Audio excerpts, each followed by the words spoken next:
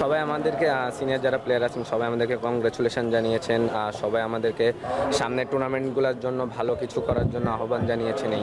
আমরা সবসময় ভালো করার চেষ্টা করি, আমরা আমাদের প্রসেসটার ভিতরে থাকার চেষ্টা করছি এবং আমরা নতুন নতুন স্কিল ডেভেলপ করার ক্ষেত্রে আমাদের যারা কোচ আছেন তাদের কাছ থেকে হেল্প নিচ্ছি।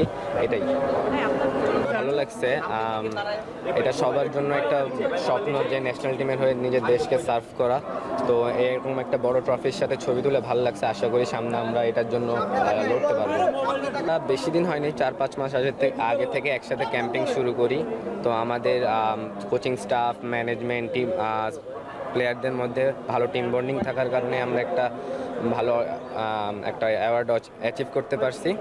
তো আমাদের যে কম্বিনেশন ছিল, আমরা একটা ফ্যামিলির মতো হলো, মানে নিজেদের টিমটাকে রেখেছি যে আমরা ভালো সব খারাপ হোক ভালো হোক সবসময় একসাথে থাকার চেষ্টা করেছি।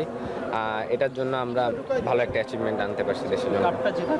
মাত্র 2 দিন আগে আমরা এসেছি, তো সবাই সবার বাসায় একটু রেস্ট দিয়েছে, তো সবাই রেস্টে গেছে। আর অনেকে আমাদের প্লেয়ার বিভিন্ন খেলাতে আছে, যেমন NCL-এ আছে, তো এর জন্য আসতে পারিনি। একমাত্র আমি ঢাকায় ছিলাম দেখে আসতে পারছি। যদি 5 রান করতাম আর ম্যাচটাও জিতিয়ে দিতে পারতাম তাহলে হয়তো আমার টিমের জন্য ভালো হতো, কিন্তু যা হয়েছে আলহামদুলিল্লাহ ভালো।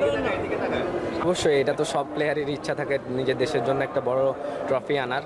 তো আমাদের সবারই ইচ্ছা আছে, আলহামদুলিল্লাহ ইনশাল্লাহ চেষ্টা করবো। এবার চ্যাম্পিয়ন্স ট্রফিতে আপনি বাংলাদেশকে কোথায় দেখতে চান?